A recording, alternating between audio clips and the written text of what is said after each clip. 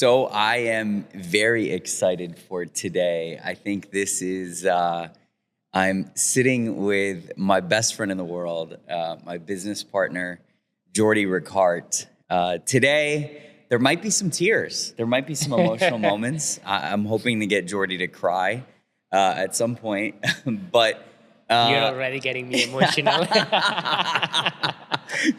But I think the best way to start this, I mean, if you guys don't recognize by now, today is we're gonna jump into the story of Curated. We started day one in the gutter together, and I think the coolest part of our story, I mean, when you think of entrepreneurs and testimony, I think, listen, you are gonna experience some struggle and some pain. It is just part of the journey. And I think the coolest part of our story, and I think the way to jump into the Curated story, is just how broke we were. 10 years ago, it'll be 10 years this year. So Jordi, I have to ask you, before we jump into the pay it forward story in the book, just how broke were you at this original moment 10 years ago? Wow, that's a nice way to start a podcast. So 10 years ago, I had, I think, like $150 in my bank account. I'll send a photo to Sergio so he can show it. And yeah, I was planning to go back to Spain. I'm from Barcelona, from Spain. I didn't have a dollar. I had a lot of bills to pay. My immigration attorneys, my rent, and I didn't have a way to do it, to make it happen. So that's all I had. Wow. Yeah. Wow. I was actually probably, I was probably worse off than you. I was upside down. You had that Rolex. So I had debt. I had zero cash. But what I did have was I had a Submariner. And I've told this story a few times. But I had a Submariner. If you guys know it, it's the anniversary, the green on green Rolex, the stainless Rolex. So I had that. It was a great asset. Yeah. And I was able to pawn that, which we'll talk about later in the story, pawn that to at least just pay my rent and some living expenses at the time. So that is where we started. So I think we have to start. We have to go back into time. We are going to tell the story of Curated. We have to go back in time and really discuss how we met. If you don't know, there's a ton of videos on it on VinWiki and things like that. I at the time had really terrible business partners and was operating a company called Lula V. I was one of the founders of that company. It was an exotic car rental business, and publicly outward, the business was doing very well. From a marketing point of view, and you know, really just some miraculous things were happening with that business, celebrities, music videos, different things like that. And then we had this opportunity to basically acquire a company that Jordi was working for, that he actually came here to fix, to help fix. And we acquired that, and we acquired Jordi as part of the deal. And he's going to say that I didn't like him at first. But I think really the coolest part about our story and where we are today, if you asked me 10 years ago, you know, is this going to be your business partner or best friend, all these different things, I'd be like, there's no way. We're complete opposites. This is a nicer attire for me today. And the fact that he's not wearing a blue sport jacket today is a little shocking. But he's grown a lot. What was that like? I would say, what was that like in those early days of Lula V when you first joined us? The thing is that, so it's crazy to think that you didn't acquire the company. It was one of your business partners. And I met you the day that you were signing the acquisition. It was one of your investors. I met them. Yes. And then they ended up we ended up putting together a deal, and we met with that day with the attorneys signing. So, man, at the beginning it was tough. You know, like it was difficult to work with you, and we can talk about this now openly, not 10 years later. But we both had egos. You know, like I had my ego, and I had a lot of insecurities. I was from Spain, Barcelona. I had been in Miami for less than a year. My English was broken. was difficult for me to work in English for more than like 30 minutes to, to have a conversation. So working with you guys, it was just like difficult for me. So sometimes it was like, like you had to prove things. And on the other side, you were like this, like you were cocky. Unless you were a celebrity or somebody important, you were not giving attention to me or anybody Let's else. talk about the old John Temerian for a second. So yeah, and I think, but you know what I think, I think you had an ego. Yeah. You were trying to prove yourself, and I had an ego because I was trying to prove myself. Exactly. I mean, neither of us come from any wealth or money. We were exposed to a lot of wealth and money. I mean, you had some very well-off friends. Yeah. Obviously, my dad was working on Lamborghinis, Rolls Royces, all these cars. I was always seeing a lot of wealth. So you have this mentality, especially when you come from the gutter, you have this mentality. And yes, we always get these comments. People are like, "Oh, your dad's rich. He's well off." No, my dad he still has his Miura SV. But really, he was a blue collar, hardworking mechanic. God bless him. 7 days a week he worked. We never went on any vacations. The guy worked his butt off, selling cars, fixing cars, doing whatever he could. So, coming out of that situation, you do feel like you have something to prove to the world. Yes, 100%. And same for me. Like, my dad was a banker. He was making money, but not like crazy money. So at the end of the day, like you wanted to, when you leave your country to another place, like you have all your friends, all these people, like your family, your dad, yourself. I studied 2 degrees, law and business. So I was like, I need to make it happen. No? And for me at the time, that I want to talk about this at the end as well. But for me at the time, to make it happen, to make it in life, it was to make money. Like that's it. For me, it was a purple Diablo SC30. That was the only goal I had, was to buy an SC30. But in some ways, that's actually how Curated started from those early times. So if we jump into the Curated story a little bit, I mean, we are exact opposites visually. I mean, in the sense that I used to wear ripped jeans. My wife doesn't let me wear them anymore. I used to wear a T-shirt.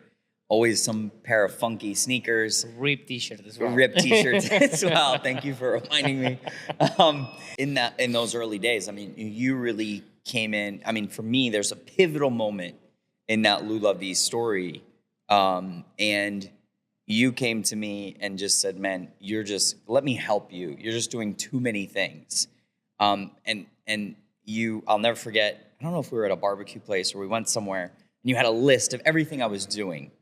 And you came in and were like, you crossed off maybe 70% of the things on the list. And you're like, just focus on these things, the things you're good at. And it's funny because at the time I was like, oh no, like what is this guy trying to do? He's trying to take things away from me. But that was the first moment where I think I trusted you. And I said, okay, I'm going to trust this guy. I'm going to give him, some leeway. And then you just, overnight, I think within 3 months, 4 months, we had saved like $800,000 from our budget. Within a year. Within a year. We really turned that company around in a very short time. And I guess that's really where your background from law and business really is. That's your core. No, that's my core. And what I saw, like working with you, is that like you were a magic like marketing, person. Like it was incredible what you were doing with all those celebrities. Like we had like 100,000 followers, like in a year and a half in Lula V, or 2 years. At that time, nobody had 100,000 followers. No. It was like incredible, the VAPs. But then I saw you like you were doing accounting and you were doing all these things, and everybody was coming to you asking for money. And you are somebody that doesn't know how to say no. You improved a little bit, but you don't like conflict. And I saw checks going out. I didn't know the accounting, the financials of the company, but I could tell that we were not making money. That's why I approached you and I told you, hey, this is what I know how to do. Just let me do it. And you actually wrote the list. I got a big paper, the big Post-it, and I asked you like, hey, what are you doing today? And you made a massive, massive list. And then what do you really love doing? And it was like 3 or 4 things That it was like the marketing, the VAPs, like buying and selling the cars. It was like 3 or 4 things. And I told you, like, okay, what you don't like doing, that's what I love doing. And that's when we started working together. Yes. And I think also the next part of the story is probably the coolest part of the story, because I think we truly built our trust and respect for each other. Things started to go really well, and then things started to go really, really bad. Yeah. And so at the time, 80% of our business was, I think, Brazilian. 70, 80% from Brazil. It was from Brazil. You had wealthy Brazilians coming to Miami, renting Ferraris, Lamborghinis, enjoying the market. The dollar versus the reais just completely shifted. The Brazilian market was completely affected, and we went from starting to make money and starting to make a profit to basically not being able to pay our rent, not being able. We lost in 3 months like 70% of the business. Yeah, 3 months. So I think at the time we stopped taking salaries. Mm-hmm. We started selling cars. My business partner at the time did not want to put in more money. He wanted to actually pull money out. And then you came to me, and this is one of those things, these moments that I'll never forget. You came to me and basically said to me that my business partner was basically trying to cut me out of a few things, and a car deal, this and that. And you were like, I just can't do it. I don't feel right about it. And that was when, for me, I was like, okay, I didn't know this guy. He's from Barcelona. We are not the same person at all. But man, what a good soul. What a great person. And he's like, I just want to look out for you. And really from there, we were in the trenches together. Like we were trying to figure out how to pay rent. We were trying to figure out pay bills. And I think that's when you first saw me on the side buying and selling cars. Exactly. Yeah, I remember like we were broke. We were not making a salary, and I was an employee. I was not even a business partner in the company. So, but I saw you buying a 355, I think it was, and you were not making a salary. So basically, you put down a 10 or 20% deposit, right, on a lease. So here's what I did. So with what money I had left, I was able to convince. It was actually a bank that I knew the president of the bank. I was able to convince them to give me a loan. It was $48,000 loan. It was actually my mom that helped me with part of the down payment, which was like $2,500 or $3,000. And I used another $5,000 that I had. And I basically started to restore the car, and I redid the car. The car was a mess. It was a disaster. And I ended up selling it and making a really good profit. Yeah, I thought you were crazy. I told you, are you fucking insane? And I'm going to make money. Trust me, bro. And then you make 20K or something like that. And I could not believe it. And at the time, 20K seemed like hitting the lottery. I mean, it was a lot of money. It was a fortune. I mean, it's a lot of money, but at the time, it was really a lot of money. Yeah, and then is when like you told me, I remember that you sent me, you told me like, hey, I have this paper from a university that they have a report from investing in vintage cars or from a track record on vintage cars, because I didn't know that you could make money on vintage cars. I was managing the financials in Lula V, in the car rental agency, and our cars were depreciating 20 to 30% a year. That's where we were losing the money, actually. Yes. So when you told me that cars could appreciate it, I didn't believe it. But then you sent me that paper, I read it, and I was like, oh my God, and there's an opportunity here. This is where one of those things, like looking back on your life, like for me, I really resented my dad for being so tough on me with details, and just we were working all the time. I was working in a shop all the time. And what's so interesting is I didn't realize how much I had learned during that time. And I realized that at this moment, I could use all this knowledge. I could do something that I loved.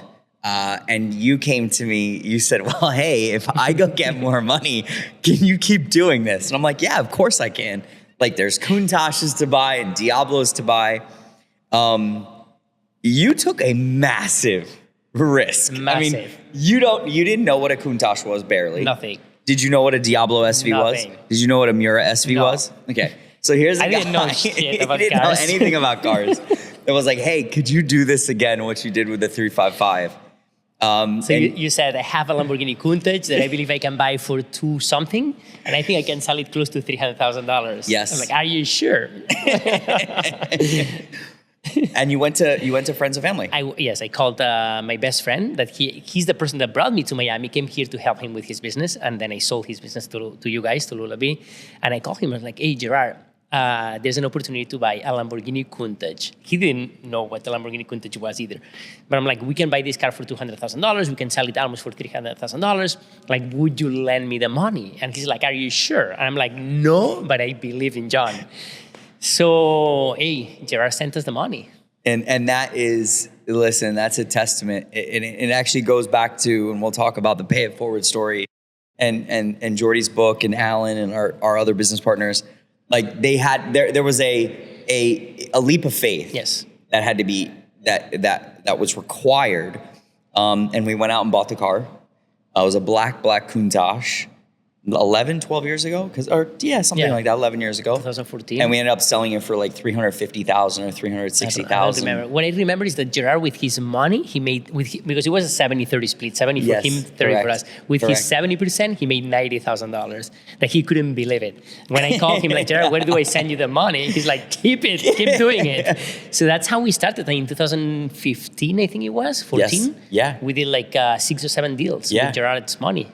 And basically those early days, we had investors, we did different types of splits, we had a bunch of splits, and then at that point, and this is where it gets into the Pay It Forward story, and really, I would say, maybe I'm wrong, besides having children, besides getting married, I love my wife, one of the most pivotal moments in our life is meeting Alan Lazowski. 100%.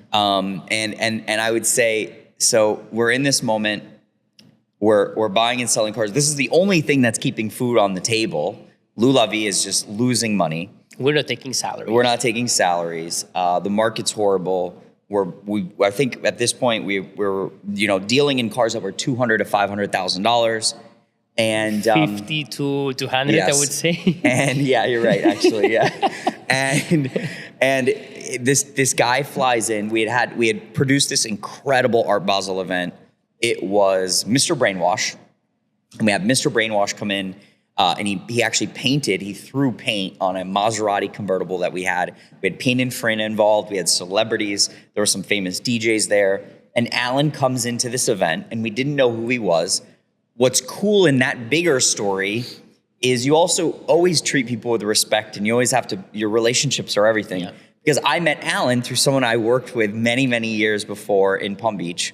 And Alan walks in and he's like, oh my God, this is crazy. What is this? This is insane. And the next morning he actually came by again. He came in, he's like, give me a hug. What's going on? And we had no clue who he was. No. And I think he just was captivated by these two young guys, complete opposites that were working together. And he just started mentoring us. Yes. He started every 2-3 days. He was calling us at 10, 11 p.m., 2-3 hours on the phone. I couldn't believe it. I'm like, he doesn't have a wife, a family, or what's going on? and here's this guy. I mean, obviously we Googled him right after we met him, who's today the largest privately held parking company in the world. They have 15,000 employees, $2 billion in revenue. $2 billion in revenue. So a titan, a mogul in the parking industry. And he's taken a liking to us, which is insane. And he is literally just teaching us about business and trying to help us. And at the time, we were actually trying to sell Lula V. We had people interested in buying what was left of the brand and the company.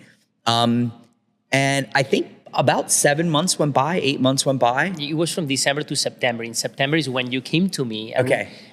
That was like the day that I was about to call my dad to fly back to Spain. I'm like, Dad, buy me a flight ticket. And I remember it was September 2nd, at 6 p.m. And I was sitting in the office. Everybody left at the old Lula V with all the artwork. And I'm looking and I'm like, shit, I have to go back. I cannot afford rent next month. And I had not paid my immigration attorney for like a month and a half. And the phone rings and it was Alan. He was in Miami. He was the president of the American Parking Association. And he's like, hey, I'm in Miami. Do you guys want to go have dinner? So we went to Mandolin. And that day in the morning, you came to me and I'm like, John, I'm going back. I was like, you're like, no, we're going to be rich. I'm like, what do you mean that we're going to be rich? And you showed me a bill of sale signed for a Lamborghini Miura S, right? It was a Miura S. And I didn't even know what that was. And I didn't know that a car could be worth $800,000. So I had discovered that week on eBay, a pure fluke. There was no pictures of the car. I had discovered a Lamborghini Miura S, but by chance, there was no pictures. There was a small VIN number, and it was actually described as the wrong car. It was a Miura SS. And I saved the eBay listing just in case. I went back to it the next day. It was gone, but I actually contacted the seller. I ended up getting on a cell phone with the seller who was representing the owner of the car. And he basically told me the car was in a barn. Needed everything, but sent me a few cell phone photos and I had a heart attack. I'm like, oh my God, this is a real Miura S. And if you don't know, Miura S's have a 4-digit VIN. So that's how when it was on the eBay ad, I noticed it was a 4-digit VIN. And I immediately said, okay, we want the car, negotiated the deal. I said, okay, we're gonna get you a $50,000 deposit. Give us a week or two to put together the money, and we want the car. We're buying it. And I knew just how valuable this car was in the right hands, presented the right way. Yeah. And so we had a week for a $50,000 and 2 weeks to pay $750. Now, just so you guys know, we didn't even have the $50,000 deposit at this point. But I am a big believer that miracles do happen, and you've got to think big. And I'm an eternal optimist. It's part of what's guided me, and you were about to kill me. No, you told me you're going to raise the money and then I'm going to sell it for 1.1. I'm like, I cannot raise $800,000 for a vehicle. I don't know how to do it. So we go to Mandolin, we meet with Alan, he's there. He asks us, hey guys, miss you guys, how you guys doing? We're like, we're okay. We're how's the rental car business? And we're like, horrible. We have no money, we're broke. It's losing money. We're just paying salaries, basically. The deals that we had for people to purchase the business fell apart. We are in dire straits.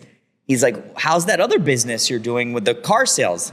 And we're like, amazing.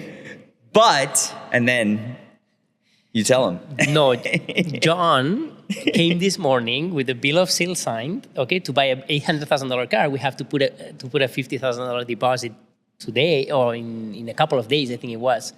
And it's not going to happen. You were like, no, yeah, it's going to happen. We're going to be rich. We're going to make a lot of money. I'm like, no, it's not going to happen. We only have 2 days left. And I cannot raise this money. So Alan looked at us. He was like dying. He thought that we were crazy. But he goes down. He grabs his backpack, right? He pulls out a checkbook and he looks at me. He's like, you're the money guy, right? I'm like, yes. So he starts writing something and gives me a check. And he says, tomorrow you're going to go to the bank. You're going to put the $50,000 deposit. Then you're going to raise the money. And John is going to sell it for $1.1 million. And I started crying. I think that you started crying. I started crying. And I'm like, Alan, I'm sorry. I cannot take this money. $50,000 at that time when I had $150 in my bank account. It was insane.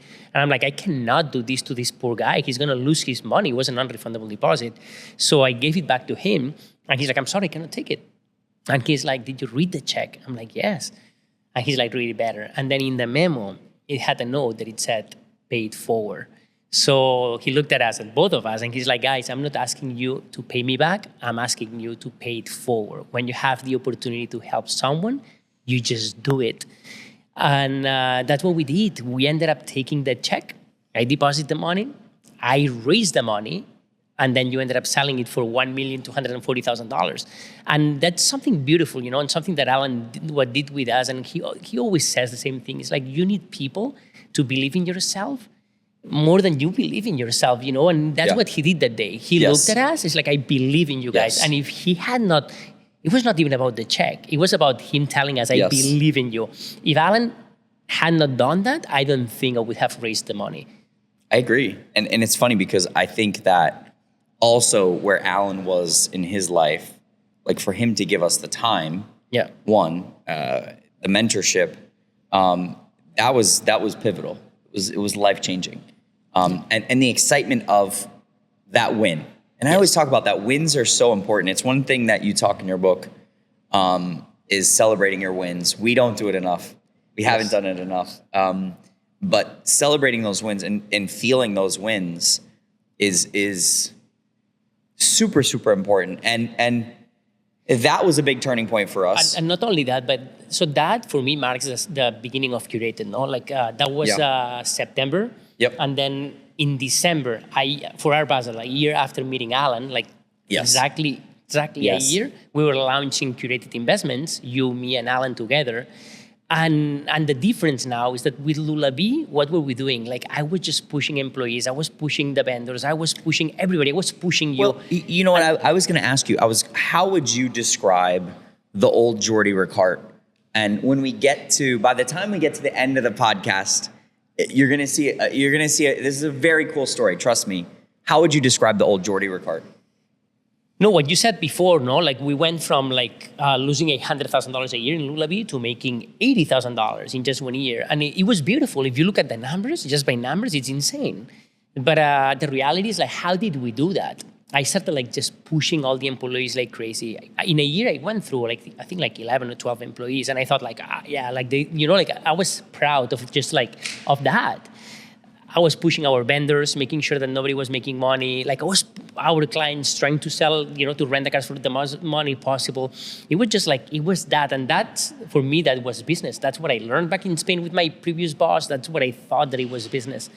The beautiful thing about Alan, that day when he asked us, like, I just want you guys to pay it forward. It's like, what we did in Lula V, it was so different from what we started doing in Curated. In Curated, it was not about making money. Now it was about paying it forward. It was about helping people, helping our employees, helping our clients, helping our vendors, helping the community.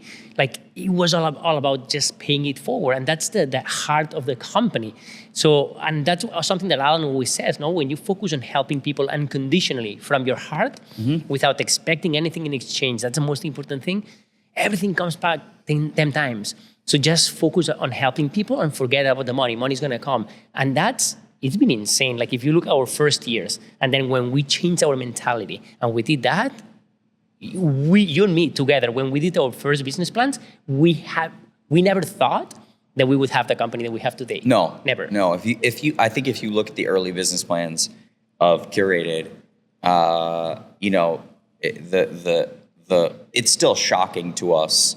Those first early years, we were very conservative, or we weren't dreaming that big. No. I mean, we were dreaming big in the sense of like wanting to buy a Miura or, an F40, but to dream and think of where we are today, I don't even think we thought we would get here. No. Right?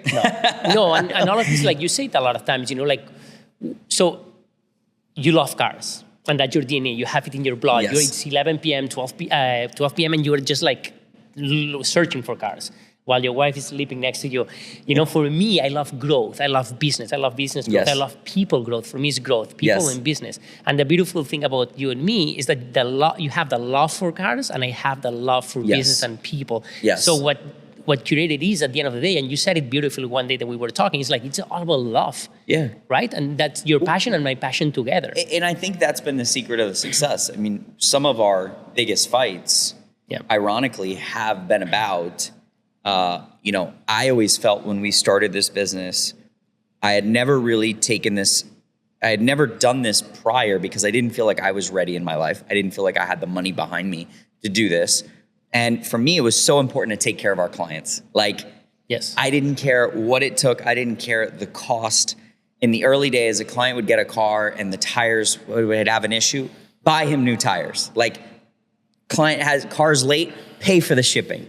Guy has an issue with a transmission, pay for the transmission. And I used to drive you nuts. I used to go crazy. I used to text you with my phone. I remember like feeling like my that my head was about to explode. Like, I'm sorry. No, because like at the end of the day, our margins were not that big. No. And so imagine if you have like a $5,000 or $10,000 margin, and then now you're paying the shipping, $2,000. Now you're putting tires, $4,000. Boom, margin is gone. I was like, John, we're losing money on this deal. Don't worry, trust me, bro. And at that time, I have to accept that I didn't get it. But over time, you were 100% right. And that's why we have the clients that we have, no? And then the other thing, like on the other side, there were clients, okay, that were taking advantage of you and the company, no? Like they knew that you were a good person, that you don't know how to say no, and they were just like pushing us, especially on the service side of the business. Yeah.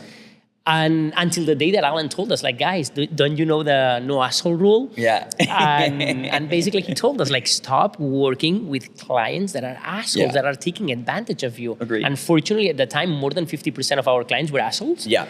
And we were two young kids, 29 years old, 28 to 29 years old, trying to be good people. And these guys were taking advantage of us. And then Alan told us, and we started like just cutting clients, cutting heads. But I also think like that pure love of the car for me, making sure the car was presented the right way, delivered the right way, the love of the journey for the client, your love of the growth, those things came together, and it's almost like lightning in a bottle. So as you have this magic, and then along the road, all of the experiences that we learned and things we learned from Alan, the no asshole, all this stuff had to come together. Yeah. Most importantly, though, I would say in that journey, I mean, we had a couple major shifts. One of them was we got our first basically financial institution to give us a real loan. I mean, we were working with investors' money in splits. Yes, on 50-50 splits at the time. So yes. You cannot run a large organization like that. So John would find accounts like, hey, I need $500,000. So I used to start calling people. Hey, so somebody was sending me 50, the other one 100, the other one 150. And then once we had the money, we were buying the cars. But it was difficult. It was very difficult. We were losing deals all the time. Yes. So that was a major shift for us of growth. Obviously, me, Jordi, and Alan, we became partners in the early days. It was Anna, it was Herschel, it was Marquis. It was Marquis in the early days. It was basically 5 of us, and to watch how the company's evolved and watch Herschel today and Anna today, is just it's so miraculous. Like this journey. I would say the next sort of exciting moment, and I'm going to ask you a question here.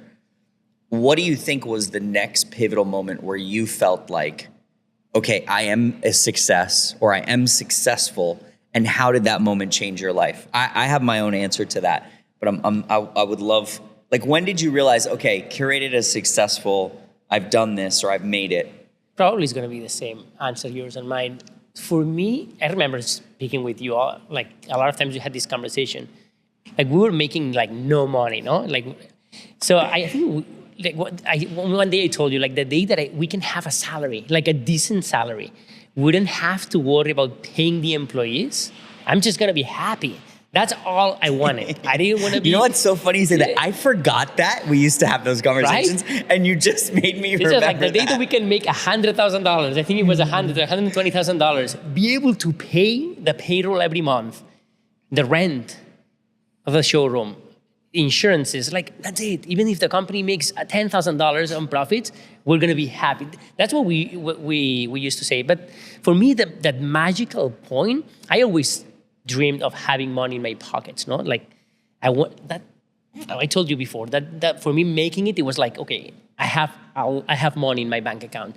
So we had an opportunity to meet this gentleman, Jim Getz, former CEO of Sequoia Capital, big tech guy. I think one of the most important tech investors, I think, in the history of tech. I mean, this is a guy. Did the WhatsApp deal. He did so many the YouTube deal, mega deals. He was number one in the Forbes Midas list for like 7 years, I think, as the number one tech investor in the world. Yeah. So we had the opportunity to meet Jim. And when he met with us, it was so cool, no? Because he saw you all ripped jeans, ripped shirt, and then he saw me with the jacket. Like, do you guys respect each other? I don't get it. And we told him like that was our strength, no? So immediately that day he said, I want to invest in your company. We were not looking for investors. That was going to be the first year that the company was going to make money. Yes. So we told him like, we're not looking for investors, but he's like, look me up. So when we looked at him, it's like, wow, that could be an opportunity. He ended up picking up Alan in New York. They flew down to Miami. We had dinner, and we ended up closing the deal. So I remember you and me Okay, the day that we closed the deal, waiting for the money, checking the bank account like 100 times. Every 5 minutes, we were refresh, and the money was not getting in there. With our tequila there, with 2 shots. And the moment that the money hit our account, we're like, wow. So we had, cheers, we had a shot of tequila, and I didn't feel anything. I was like, now I have money in my bank account, and now what? I was expecting, I don't know, like fireworks, something inside of me. I didn't feel shit. So, but I remember next day, we sat down with all the employees. We decided that the percentage of the sale was going to go to the employees because they had been with us since day one. So we sat with them and we called them based on the time that they had been working with us, not based on their level within the company.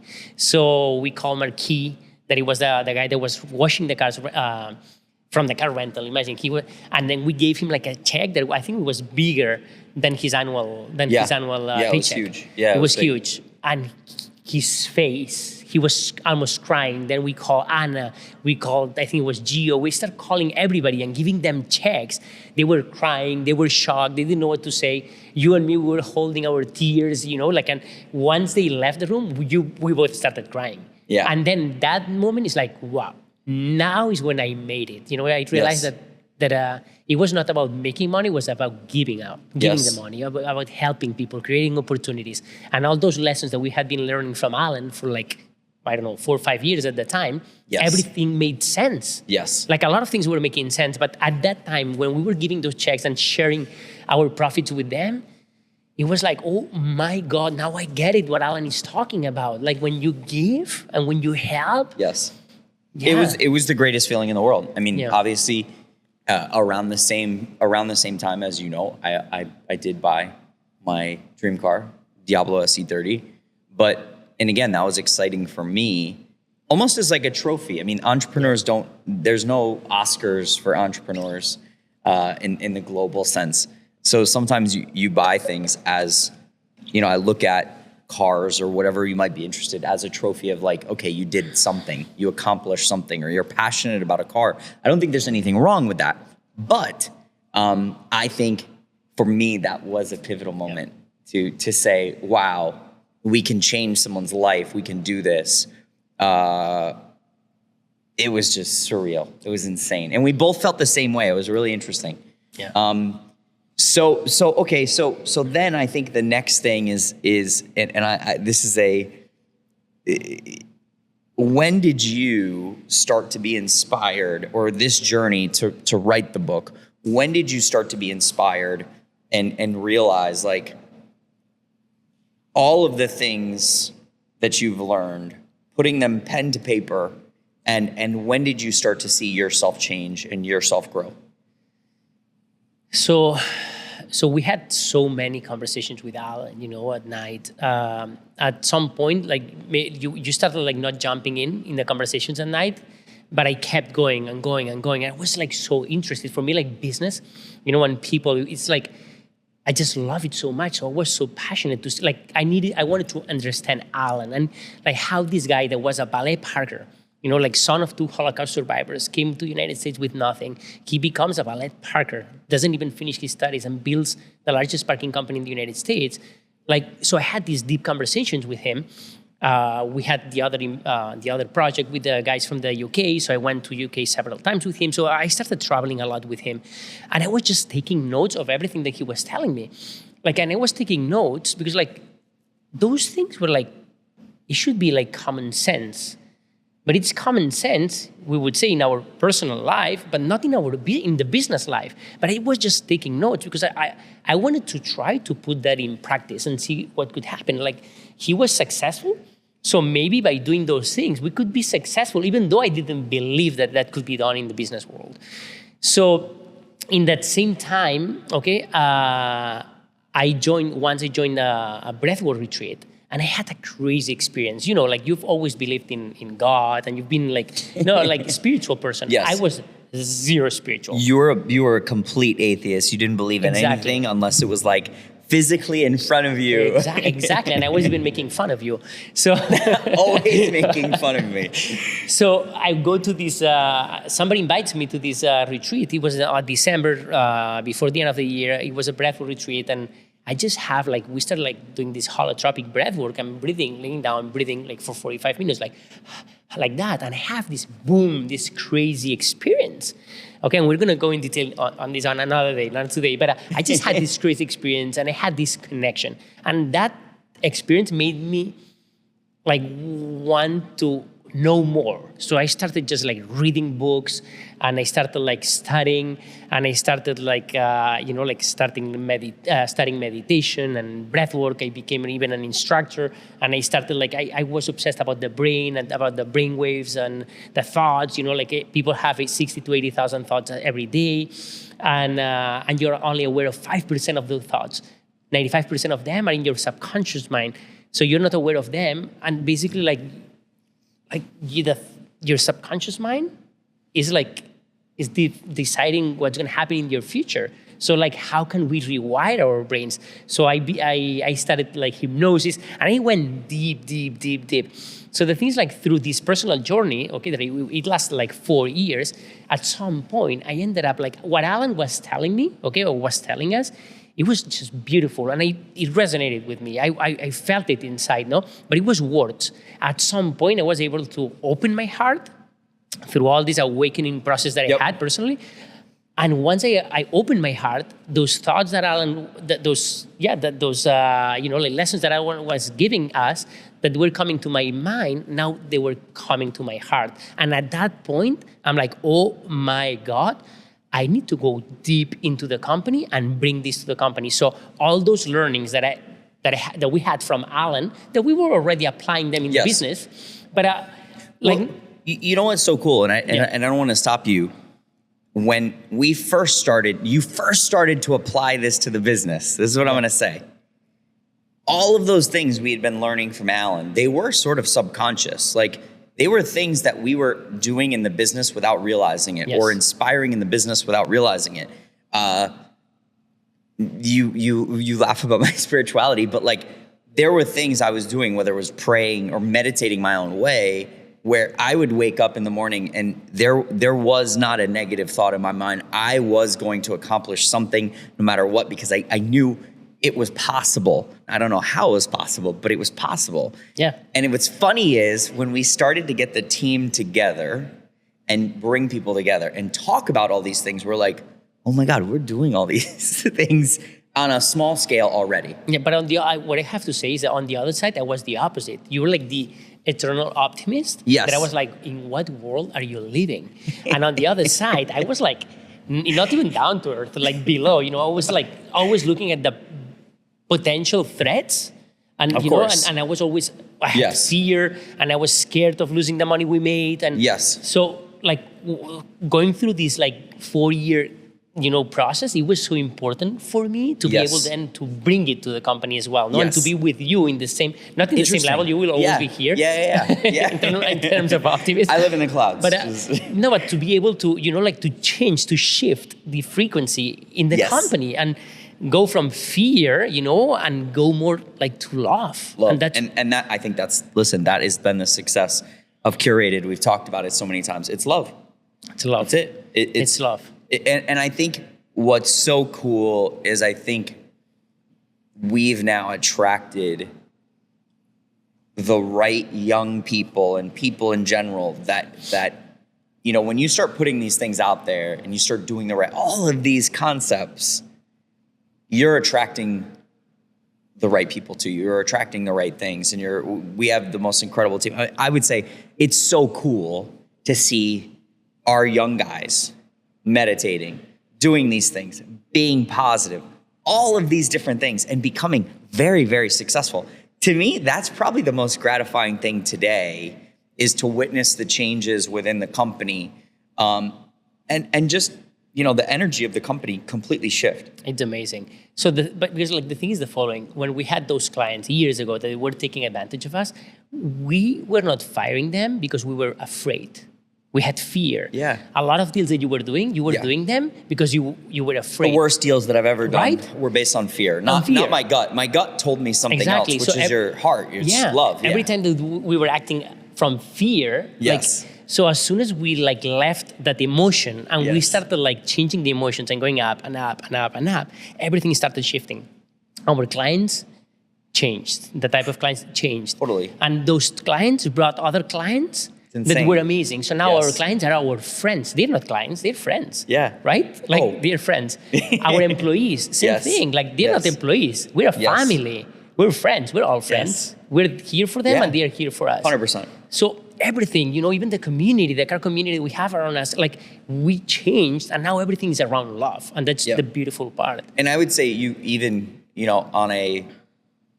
this is a very, just the way the company has grown as well. And not to talk about financials or anything, but the proof is in where we are. I mean, the cars we're dealing in, the caliber of cars, the deals we're able to put together. It's magic. It's insane. I will tell you, I never thought we'd be here in this moment, doing the things we're doing. It's completely surreal. Let me just go back to a few questions here. So you have completely shifted as a person. I don't consider you the same person. You're still an amazing guy. No, I'm kidding. But I think the coolest part is you've really inspired me. I mean, really, I'd never thought, if you guys know me, I'm a Christian, I'm a spiritual guy, but I never thought I'd be meditating. I never thought I'd be doing breath work. Now I meditate every morning. And then the trickle effect through the company when you were actually out of town, and we'll talk about this, and this is my next question for you, but part of what you've started is these Monday meetings, and I want you to talk about that. And I'm sitting there and you're out of town, and we go around the room and we ask everybody, positive things in their personal life and in their professional life, wins. And it was so wild because half the employees were talking about, this is so amazing what's happening in my life, what we're doing in the company.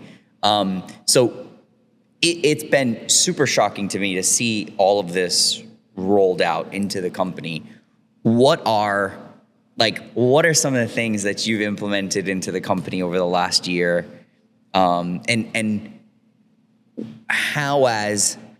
what do you think has been the biggest impact of those things? So for me, as I told you, I started meditating, I started doing breath work, I started have two coaches, no? One spiritual coach and a mindset coach. And my life shifted, inside. I feel so good. I feel so happy. Never felt so happy in my life. So I was like, hey, if I did it, everybody can do it. And I wanted to share it. The thing is, I never had the balls, okay? I always thought, we should do it in the company. But I'm like, John is going to think that I'm crazy. I used to talk to you about these things. But you were like, yeah, you were listening, but not listening, no? And then 3 years ago, I go to this Conscious Capitalism CEO Summit. And I'm in a room with 300 conscious capitalists. And we're talking companies that are making maybe a revenue of $500,000, or companies that they do billions of dollars, like IKEA, Whole Foods, these big banks. And I came back so inspired by what they were doing. It's if they are doing it, I can do it as well. So then is when I went to you, I'm like, there has to be a shift here. On the other side, I don't know if you remember, but the company, in 4 years, we exploded. We multiplied this company by 400%. Yeah. Insane. Started growing so much. And at some point, I was like, I don't believe I can manage this company the way it is today. We need to do something. It needs to change. We spoke about that many times. Exactly. Yeah, we spoke about that many times. So, I mean, and I don't want to interrupt you, but imagine we aren't CEOs, COOs that have done anything like this before. This happened by pure chance, love, all these things coming together, passion, hard work. opportunity, all these things had to come together. And then here we are, fast forward, we're like, oh my God, what did we do? Exactly, what do we do with this? What did we do? We just doubled our employees, and the next year we doubled our employees again, and then we have like 28 employees. We've never done this. Company does hundreds of millions of dollars, and then it's like, wow, how do I manage this? Yep. And at some point, it was like, we're not gonna be able to keep doing this unless we change something. Yep. So at that point is when I go there to Conscious Capitalism, I get super inspired by what they are doing, or like the book, Conscious Capitalism book. I start studying that, and I'm like, I want to bring this to the company. So I bring one of the Timothy Henry. He's actually the CEO of Conscious Capitalism right now. So we bring him to Miami. I'm like, hey, let's do a workshop, and we do that workshop now. And that was like just beautiful to see, because we had never put in a piece of paper what was the purpose of the company, what were the values. And now it's like, okay, because at the end of the day, we knew that our focus was not making money, it was helping people, right? Yes. That what's the higher purpose? We believe that a company is a tool to elevate humanity, not to make money. Well, here's what I'll say from the capitalist point of view. Making money is the result of doing good business. Exactly. I mean, that's it. Like, exactly. Money will come. If you do something right enough and you become an expert at it and you're in a niche and you're, focused on the right things, money is going to come. There's zero question. It's you could say it's a law of physics, okay? That, so I agree with that completely. And, but the thing is, like, it's not that it's gonna come. It's like it's gonna come like 10 times more. Yes. Like, it's insane, because like what happened in Korea, I was invited at the Florida International University to give a talk, no? And I was sharing our story, and I put a graph with the growth, our revenue, and everybody's like, oh my God. I'm like, but guys, I want to share something with you. This is not like curated, and it's like, wow, they were lucky. And I showed them like a study that we can share, like a study of like conscious companies with a higher purpose over a period of 20 years compared to the market. Yes. And then compared to leading companies in those industries. It was insane. It's like crazy. Like, if you insane. invested, like, it was like $150,000 like 20 years ago on those companies, you would have 450 in the market. Yeah, it was crazy. If it was like with higher purpose companies, $1.9 million, and with leading companies from the industry, 600 and something. That's what the study says. Yes. So like having a higher purpose, it's important. Yes. In the short term, it's difficult. Why? Because you are not taking advantage of your clients. You're giving them a deal. You're making sure that they're getting a deal.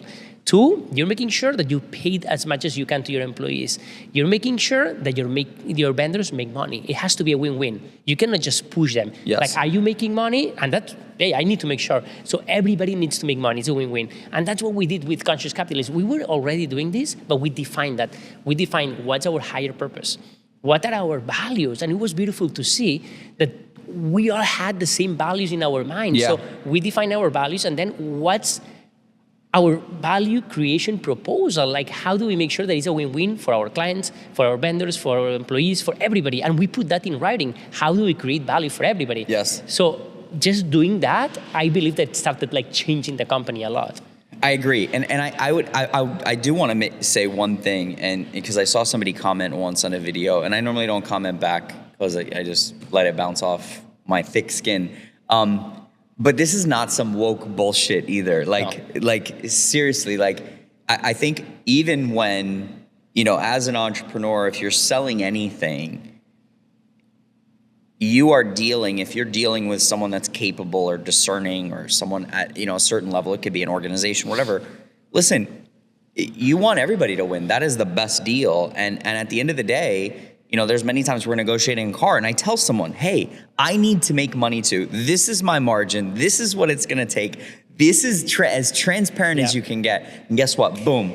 The person makes the deal because they feel like they're not getting taken advantage of. You're authentic. You're transparent. And that has been our secret sauce during the journey is at the time, we didn't relate it to being a conscious company. But it was just being transparent and authentic with clients and people and buyers and sellers. And vulnerable. I think that this word is super important within our culture. And yes, I agree.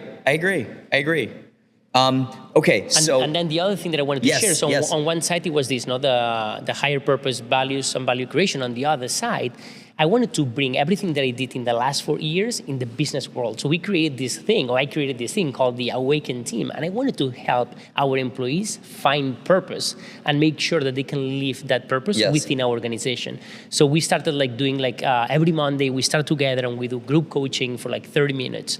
And then we do retreats every quarter where we do meditation, we do breath work, we do hypnosis, we do exercises. And then the other thing is like we have, like last year we had like 5-6 people doing like coaching with a professional coach. Yes. This year there's gonna be another 4 or 5 people. And we wanna make sure that we help the employees. And this is not something related to the company. That's something that we do it for them to be happy. And I think, listen, we all have traumas. We all have our own things. We all come to the table with some sort of a baggage. Yeah. And to be able to help our team, to me, that's, I mean, it's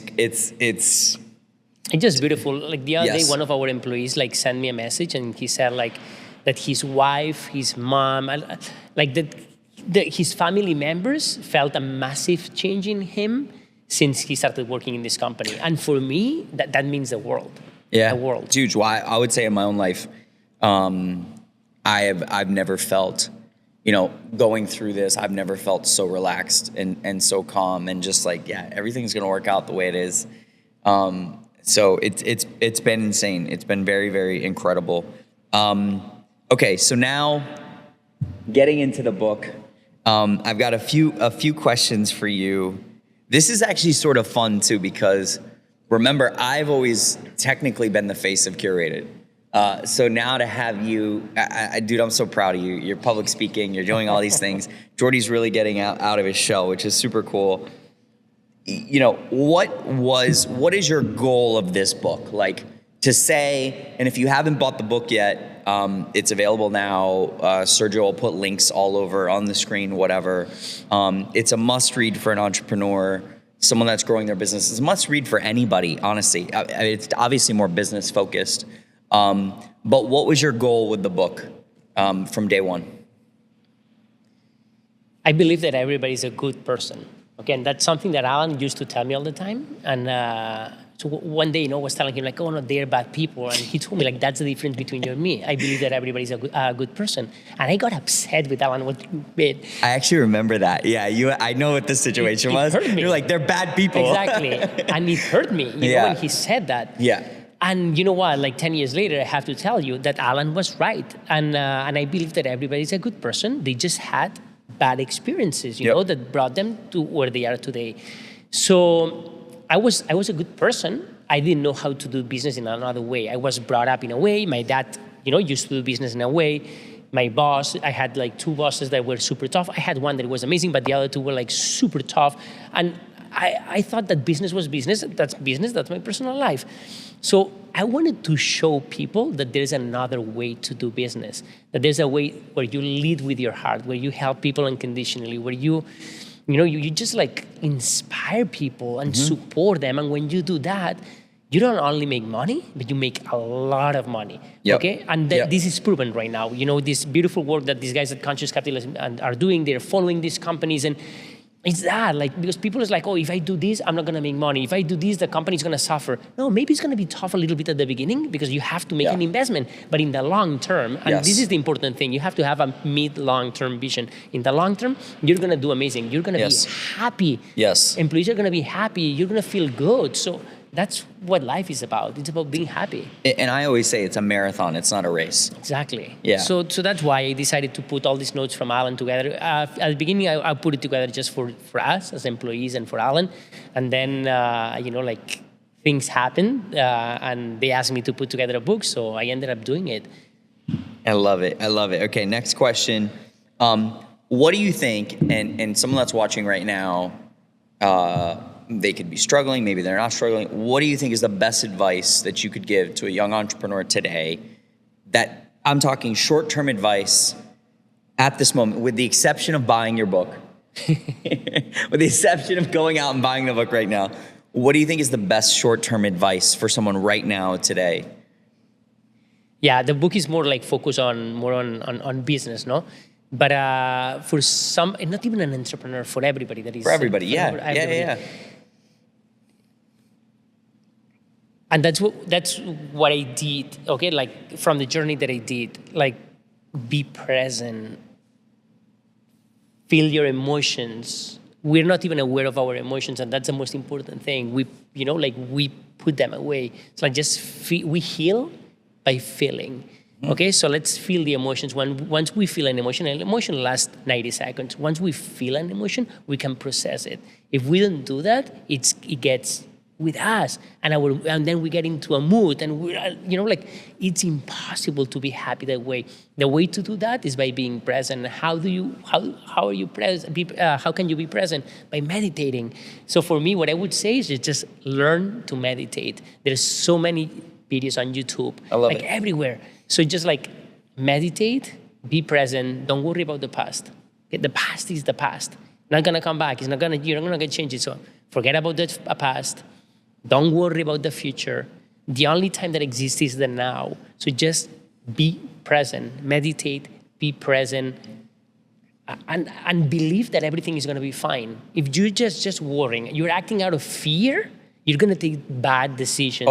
Totally. And everything is going to be wrong. Totally. If you're present, you're not afraid, you act from love and leading with your heart, everything is going to be fantastic. Yeah. The outcome, it cannot be bad. It's going to be insane. And we've seen it, you and me. That's why now I'm talking about this, because I've seen it. Well, I think the world as a whole does not always do a good enough job of expressing it. One of the most pivotal things that I remember hearing, but then not realizing till later the importance was, so there's a great conversation. Obviously, I'm a massive Michael Jordan fan.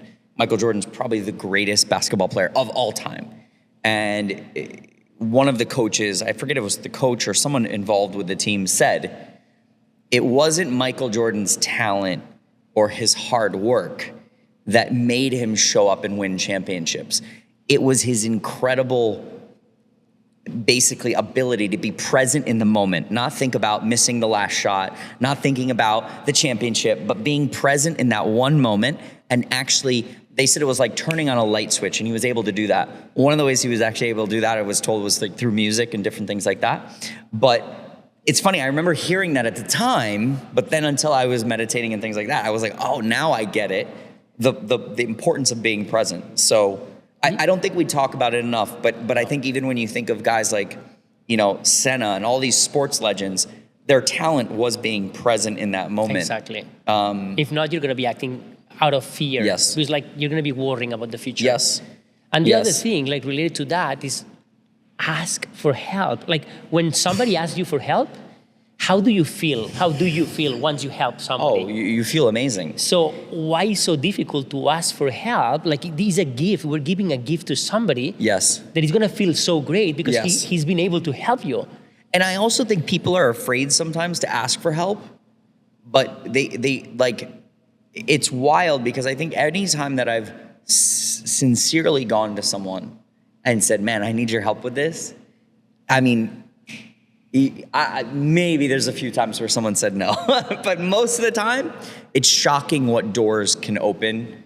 And it's that being that vulnerable, again, going back to that, being vulnerable, taking away your ego, and saying, there's been a million times I've gone to clients or gone to people and I've said, man, I screwed up. I made a mistake. Can you help me with this? Blah, blah, blah. And people are, I think in general, most people, especially at a certain level of success, understand that. And even there's people that, they have this shield. Yes. But once you're vulnerable, yes, you open up, 100%. hey, that shield disappears. Gone. And the level of connection that you have, it's insane. It's insane. They just want to help you. 100%. You want to help them. And that's what happens with our clients. Since we're so vulnerable, so sincere and authentic, there's no shield. There's nothing. We are who we are. Yes. Yeah. So that's what I would say. That's the most important thing. Love it. I'm going to end with a few more questions. What's your...